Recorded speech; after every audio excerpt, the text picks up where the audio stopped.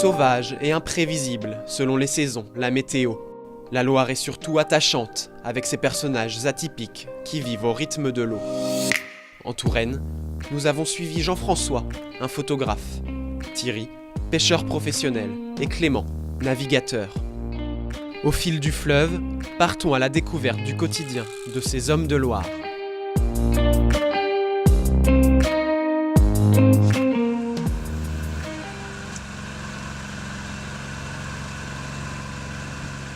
C'est l'hiver sur la Loire. Le bateau de Jean-François s'aventure dans une épaisse brume matinale.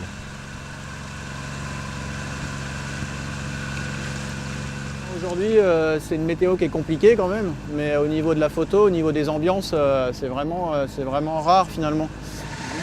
Là, c'est vraiment chouette.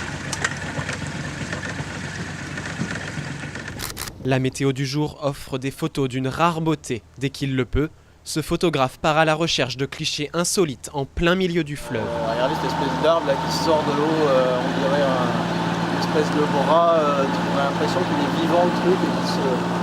C'est chouette ça. C'est quand même rare d'être sur la Loire dans ces conditions-là. Et là, pour moi, c'est une vue complètement mystérieuse, fantomatique. Voilà 20 ans que Jean-François est photographe professionnel. En Touraine, au bord de Loire, se passionner d'environnement et dans son élément. Je suis vraiment passionné par la Loire, toute la vallée de la Loire. Donc en fait, la passion de la photo est venue par l'intermédiaire de cette passion pour le fleuve, pour la Loire. C'est pas mal. Avec près de 20 000 € de matériel photo, il réalise jusqu'à 3 sorties par semaine, toujours à l'affût de la photo qui fera sensation. Ça n'a pas été évident de s'approcher. La vue est assez chouette, le bateau il se détache derrière les arbres là-bas. Et après l'idée avec le courant c'est de se caler, de réussir à se caler bien. Hop. Des clichés de paysages, mais aussi d'animaux, que Jean-François va tenter de débusquer.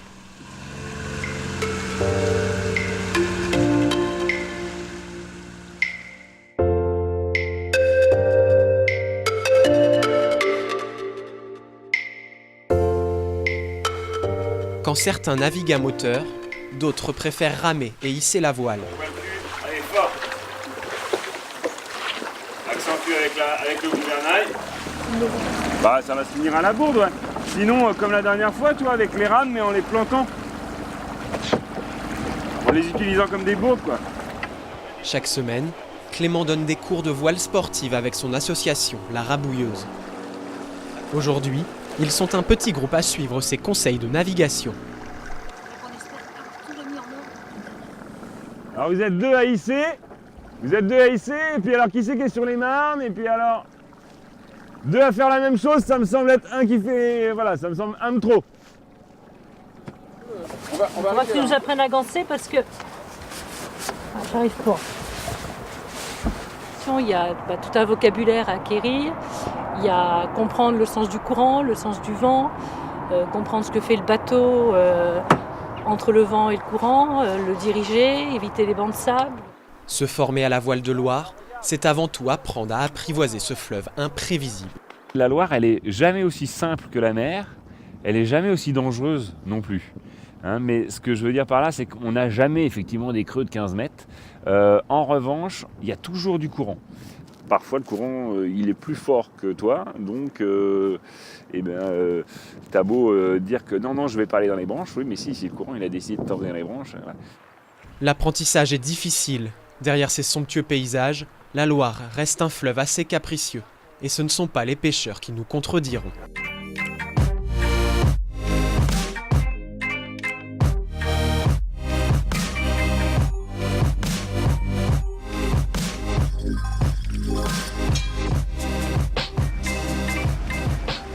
À quelques kilomètres en amont du fleuve, nous rejoignons Thierry.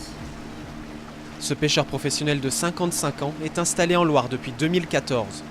Une reconversion pour ce géographe de formation.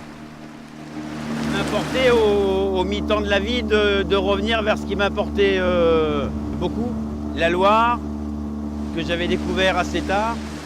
Thierry pêche jusqu'à 6 fois par semaine. À chaque sortie, c'est un peu la loterie. C'est notre avant-dernier espoir. Ah oui, fais gaffe, on doit être dessus. La Loire est en crue depuis plusieurs semaines, une période généralement moins favorable à la pêche. Les filets peuvent être garnis, comme totalement vides. Écoutez, hier, avec les filets, on a fait 25 kilos de poisson blanc. Et aujourd'hui, si on a fait 500 grammes, c'est le bout du monde. Attention.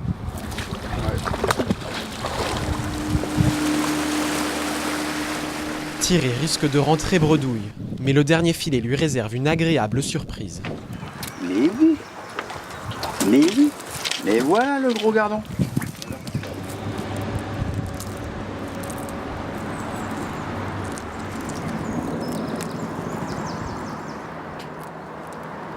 Une carpe et quelques poissons blancs. La pêche n'est finalement pas si mauvaise. Thierry a le sourire. On se lasse jamais d'être là. Et après, il y a des moments d'euphorie parfois, avec des belles prises, avec de belles lumières.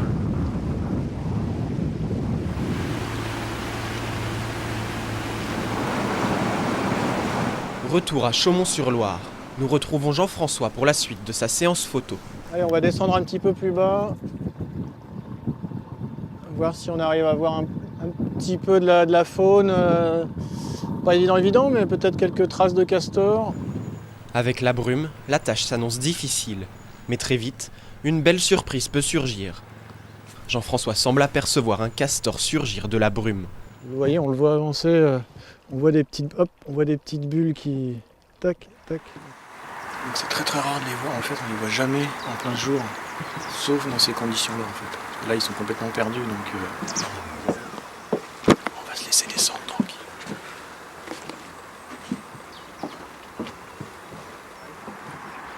Belle bête, hein. Je vais faire une photo de...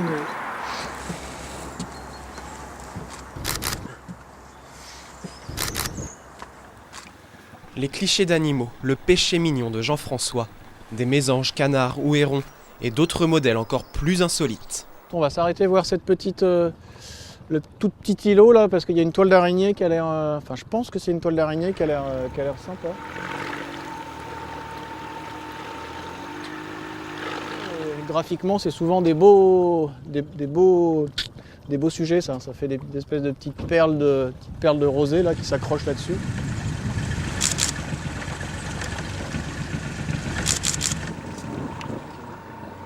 Ces photos de Loire sauvage, Jean-François les revend à des magazines, des offices de tourisme. Certaines finissent en carte postale, d'autres dans les plus grandes librairies de la région.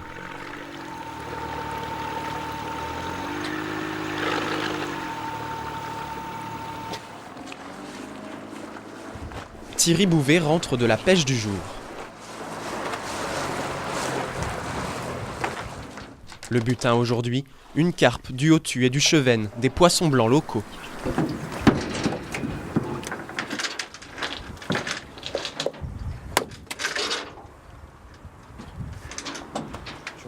Direction la chambre froide. La pêche en Loire n'est qu'une partie du quotidien de Thierry. Nous voici dans l'atelier de transformation. Voilà, on l'a lavé dans l'eau de la Loire. Et on finit de le laver ici avant de le peser. 7 kg sur cette carpe. Et on est 7,20 kg. Je suis très précis. Thierry est un acteur du circuit court. Ses poissons sont vendus en AMAP, chez les restaurateurs ou en épicerie locale. Un rapport direct entre le pêcheur et le consommateur. On va la poser là, avant traitement, dans l'après-midi. Nous prenons la matière première, nous ajoutons de la valeur ajoutée et nous le vendons en circuit court.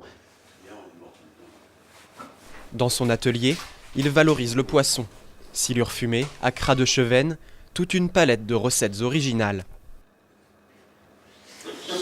Et cette association avec du vin de Loire, ma foi, Des produits de Loire qui tendent à prendre une place plus importante dans la gastronomie locale. De retour sur le fleuve, le soleil ne va pas tarder à se coucher. Clément part pour une balade avec quelques convives.